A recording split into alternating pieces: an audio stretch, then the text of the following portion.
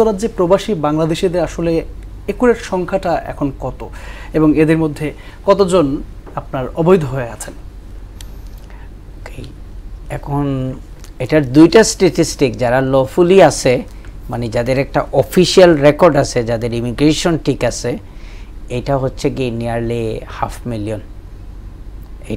এটা হচ্ছে ফিগার। এখানে দ্যাট ইনক্লুড যারা রিসেন্টলি ইউরোপ থেকে, আপনারা শুনছেন হয়তো একটা ম্যাস মাইগ্রেশন হয়েছে ব্রেক্সিটের আগে, ওই বাঙালিরা ধরে ব্রিটিশ পাসপোর্ট হোল্ডার বা যারা এখানে বিভিন্ন ভিসাতে আছে, ওয়ার্ক পারমিট বা সেটেলমেন্ট ভিসাতে, সো ওইটা 500,000 হবে। এবং অবৈধভাবে কত লোক আছে সেটা অলমোস্ট ইম্পসিবল টু সে, কারণ ব্রিটিশ সরকারের কাছে এই ধরনের কোনো একটা স্ট্যাটিস্টিক নাই।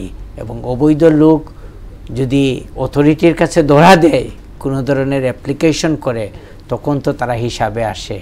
সো অনেক আছে যেটারে আমরা আনডকুমেন্টেড ইমিগ্রান্টস বলি। তো ওইটা আমার দীর্ঘদিনের অভিজ্ঞতা থেকে আমি বলি, বা আমার সাথে অনেকেও একমত হয়, যে this could be in access of 300,000। So এইটা ফিগারটা ধরতে পারেন নিয়ারলি 1 মিলিয়ন বাংলাদেশি মানুষ ইউনাইটেড কিংডমে আছে।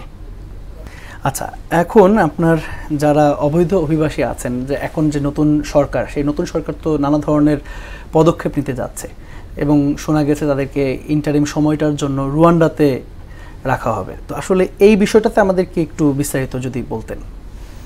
ওকে, এই রুয়ান্ডা ইস্যুটা গত 4 বছর থেকে এটা একটা পলিটিক্যাল ইস্যু হয়ে দাঁড়াইছে ইউনাইটেড কিংডমে। এটা আইনটা পাস হইতেছিল না, এবং এটা সর্বোচ্চ আদালত থেকে এখান থেকে ওইটা রিজেক্ট করে দেওয়া হয়েছে। তারপরে যারা ওখানে রাজনৈতিক আশ্রয় চায়, যেটাকে আমরা অ্যাসাইলুম বলি, so United kingdom is part of the signatory country to UN refugee convention.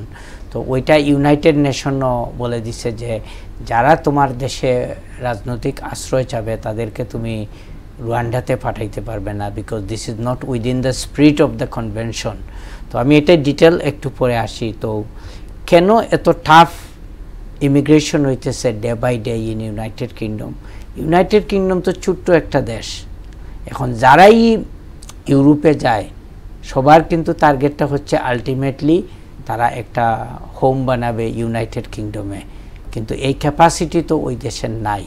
তারপরে মনে করেন ইউরোপের, আপনারা জানেন যে বিভিন্ন দেশে বর্ডারটা কিন্তু রিল্যাক্স, এখানে কোনো পাসপোর্ট কন্ট্রোল নাই, এখানে মানুষ ফ্রিলি আসা যাওয়া করতে পারে।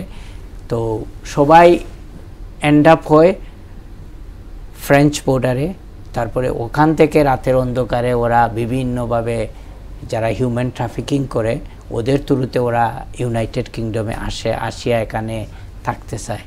এবং এই ফিগারটা বাংলাদেশি সংখ্যা হবে খুব স্মল একটা সংখ্যা হবে, যারা লিবিয়া পর্যন্ত যেতে পারে, তারপরে ইউরোপে যেতে পারে, ওইরা বাঙালি। কিন্তু এই পদক্ষেপটা সরকার নিছে যে যারাই ওখানে অবৈধভাবে যায় তারা অ্যাসাইলুম অ্যাপ্লিকেশন করে, যেটাকে আমরা রাজনৈতিক আশ্রয় বলি। তো ওই জিনিসটা কমানোর জন্য সরকার একটা ডিটারেন্ট ইফেক্ট আমরা বলতে পারি যে এটা ইন্ট্রোডিউস করছে, যে তুমি আমার দেশে যদি অবৈধভাবে তুমি যদি আসো ইউনাইটেড কিংডমে, তাইলে তোমাকে আমরা অ্যাসাইলুম অ্যাপ্লিকেশন করলে তোমাকে রুয়ান্ডাতে পাঠাই দিব।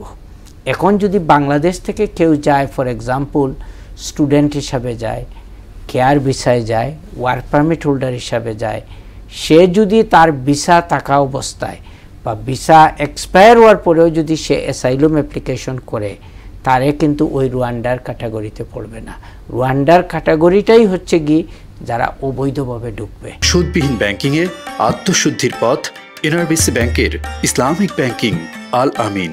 সো এই অবৈধ ম্যাস মাইগ্রেশনটা স্টপ করার জন্য ইউনাইটেড কিংডমের এই পদক্ষেপ। তো এটা কতটুকু বাস্তবায়িত হবে, it is basically wait and see policy. কারণ এইটা আমি একটু আগে আপনাকে বলছি, এটা ইউএন রেফিউজি কনভেনশনের এগেইনস্টে যায়। ইউএন এই আইনটারে ইন্ডোর্স করে নাই, এবং ইউনাইটেড কিংডমের হাইয়েস্ট কোর্টও এটা রিজেক্ট করে দিছে, বলছে যে it is in breach of human rights for UN convention.